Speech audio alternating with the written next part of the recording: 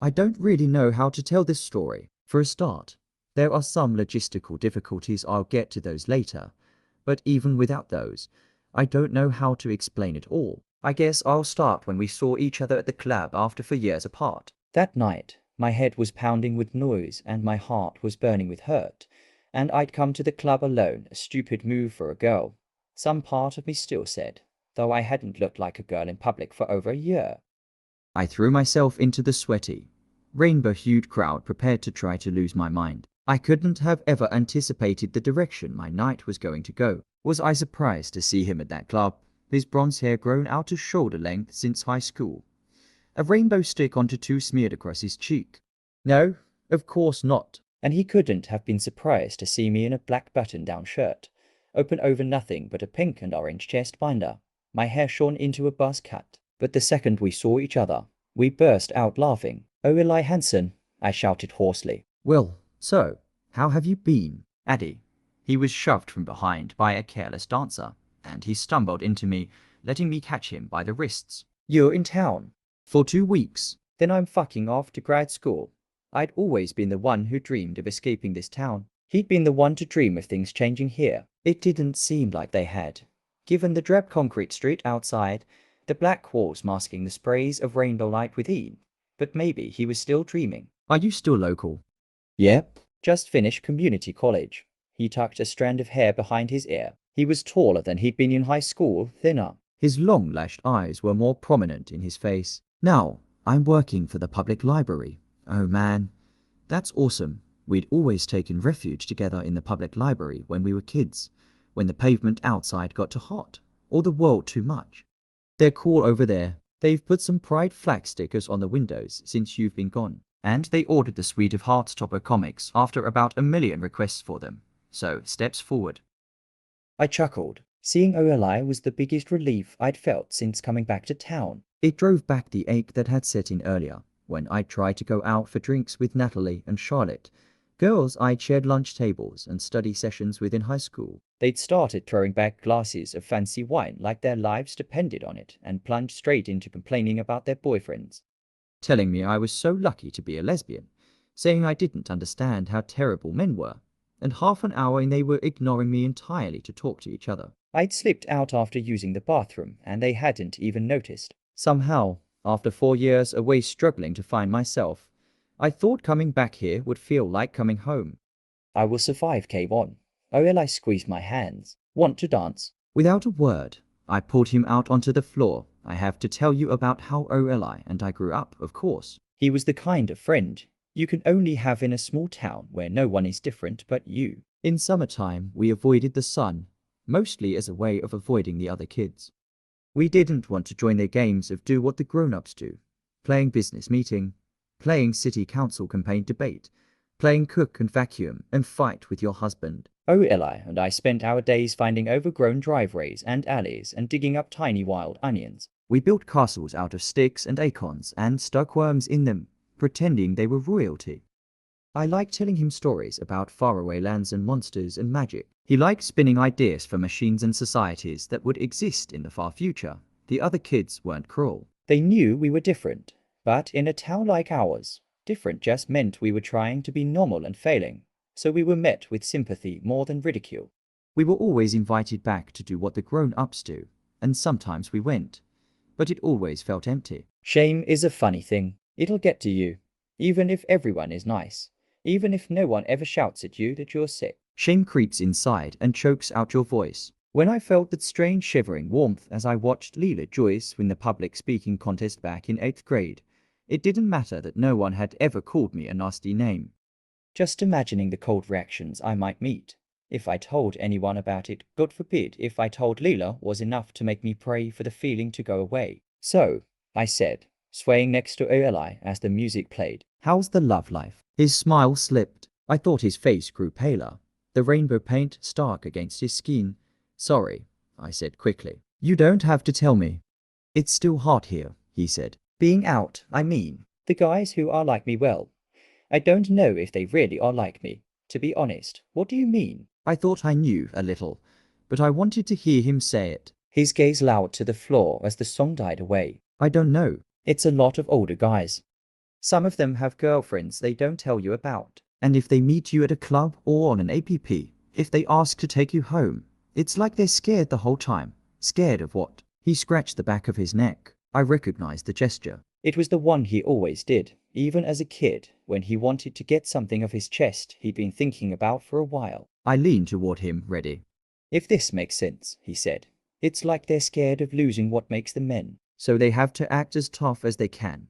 His voice lowered. Sometimes it's not a nice kind of tough. You don't mean. My hands tightened around his wrists, suddenly, and he flinched. I released him immediately. I was stronger than I'd been when we were kids, strong with 4 years of weight training. But I knew what a pair of hands stronger than mine felt like around my wrists. Sorry.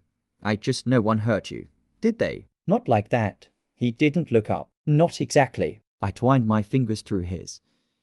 Careful to be gentle. Oh, Eli, I'm so sorry. Our eyes met and held each other. Something passed between us, an electric current.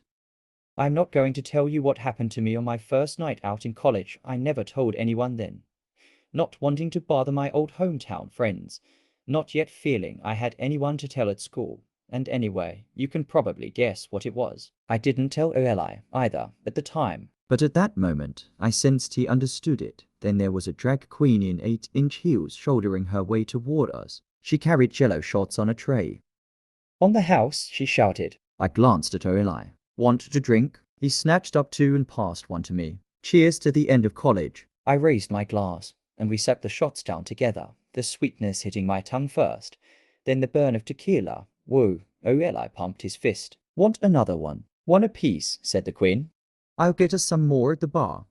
He waved me off the dance floor. This library salary's got to be good for something, right? We took 2 more shots of the generosity of Eli's library salary. Afterward, the lights felt brighter, blurrier. The avalanche of color around us turned to a kaleidoscope, with us nestled in its center. The thing is, Eli said, I don't understand all that about losing your masculinity. I nodded, my head bobbing more than it needed to. Yeah. My dad, he said, when I finally came out to him. He had the same idea. He sat me down on the couch and gave me this whole speech about not being a real man anymore. And all I could think the whole time was, would that be so bad? I narrowed my eyes, working to peer past my oncoming drunkenness and study him. He was swaying in time to the music, but his words were crisp, not slurred. Still, I had the feeling this wasn't something he had told to anyone else. What do you mean? I said.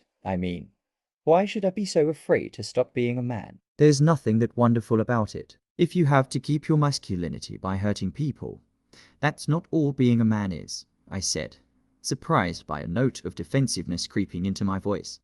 He tilted his head to the side. What's the matter? I looked up at the ceiling, trying to gather my thoughts. I thought of the first time I'd buzzed my hair, thought about looking in the mirror and seeing a hard, sharp, freshly unearthed face looking back. The thrill of it, then the uncertainty on its heels.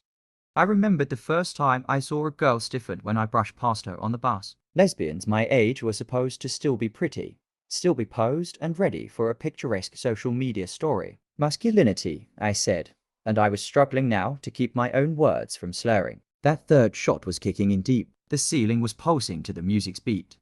It doesn't have to be about cruelty. It can be about, strength and pride. Not letting anyone fuck with you or the people you love. Or it can be, like, building things with your hands, or whatever.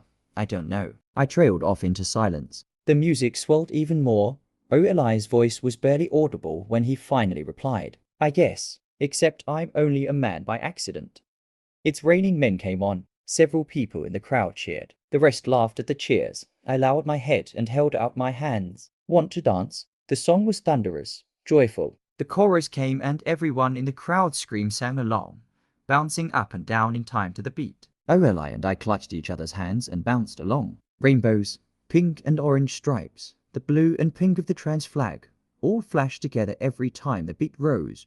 2 rail-thin girls with matching winged eyeliner kissed behind Eli's head. One of them reached her arm back to take a photo mid-kiss. In a blur, I watched her upload it to Instagram, a perfect, radiant snapshot of their night. They looked like a pair of identical models there in the half-light.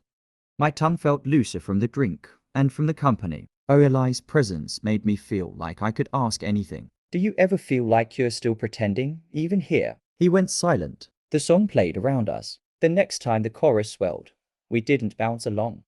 The truth had been hard to accept. It had felt like the ultimate unsayable thing, because overcoming the shame of loving women had already been so hard. I'd felt, after coming out, that I deserved to find a perfect community waiting for me. I'd thought the queer community should be a ready-made home for anyone who'd grown up feeling out of place. But the world was still messy and confusing and complicated. I was still messy and confusing and complicated, and hard as I tried, I couldn't fit myself into the games everyone else seemed to be playing. Still, if we couldn't push against our shells here, where could we? Is there anything you're still scared of? I asked. I mean, anything you haven't done since coming out, that you still want to do? His cheeks flushed. I don't know. You do. My face was numb, but I felt the smile spread across it. You just thought of it. I saw you. He leaned his forehead on my shoulder, embarrassed. You're going to laugh. Try me. I want to wear a skirt. He said it simply, but I heard the tremble behind his words, knew it, because I felt it myself when I buzzed my hair off. When I let the hair on my legs grow out instead, if I'd been more sober, I would have drawn back to meet his eyes again, assess how he felt after making such an admission. Instead, I leaned fully against him, and before I'd thought about it, my response had spilled out. Oh, my God, you should. He laughed, breath against my neck. Seriously? Yes. You would rock a miniskirt. Man, I'd offer you my old ones if I hadn't burned them. He laughed harder. Shit, Addy, I missed you so much. And then my arms were around him. We were hugging, before I knew it was happening. I did remember the last time I'd hugged anyone. It might have been the last time I was home, if I'd had some friendly interaction with my parents in that time. Or it might have been high school. But hugging OL felt natural, easy. I have a skirt in my bag, he mumbled against my cheek. I pulled away, grinning from ear to ear. Oh my God, okay. You have to go get it. Right now. I'm buying us some more shots. His eyes lit up. I shooed him, and he slipped eagerly away. My heart beat faster as I approached the bar. I'd never felt this good drunk before. Never felt the kind of alcohol. Fueled fire in my veins that made me want to dance. Even at gay clubs in college, dancing with strangers. Drinking had always seemed like something more to fill the time or make up for lack of conversation. When Oli came out of the bathroom wearing a light blue skirt under his t-shirt, I already had our shots in my hand. Honestly, I almost dropped them. This part of the story is the hardest to tell. How do I describe what I felt when I saw him? I'd known Oli all my life. We'd been there for each other through every harrowing attempt to be normal. In the end, we'd even shared the experience of coming out in a small town where no one is different. But when I saw Oli under the rainbow lights, the shape of him softened with fabric, smiling in a shy, drunk, delighted way I'd never seen before. It was like I was meeting someone for the first time. Shit, I said as I approached. He twisted his fingers together. I look stupid, right? You look beautiful. This time, when his eyes met mine, there was something searching in them, uncertain, challenging. As though he wanted to be sure I wasn't lying to spare his feelings. I pressed the shot glass into his hand, then put my free hand on his shoulder. Then, somehow, it was against the side of his neck. Hell, Oli, you're beautiful. I want to dance with somebody came on. We groaned at the same instant. It was the song that had ended our high school prom. But there was something warmer in his gaze when he held his hand out to me. Well, do you want to dance or not?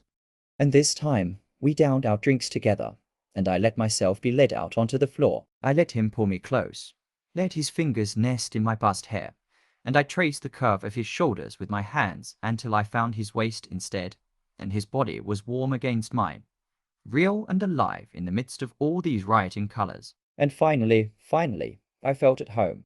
Now how do I tell the end? Because I've been saying him and his for Oli, and I've been calling myself a girl, and sure, that was how we'd always understood ourselves. Since that night it's gotten murkier between us, harder to decipher. So what do I say? Do I say he kissed me? Do I say she kissed me? Do I say Oli and Addie? Or do I give us one of the dozen different names we tried in the 4 years afterward? Do I say the girl got the boy? Or the boy got the girl? No, if there's one thing I'm sure of, it's that we don't fit into that type of story. Best to say just this. We kissed each other, quiet and slow in the middle of the dance floor with I Want to Dance with Somebody playing, of all things. And when we pulled apart, we burst out laughing again. We laughed until the song ended, laughed until we could barely breathe, until we could barely stand. Because, really, the whole thing was absurd.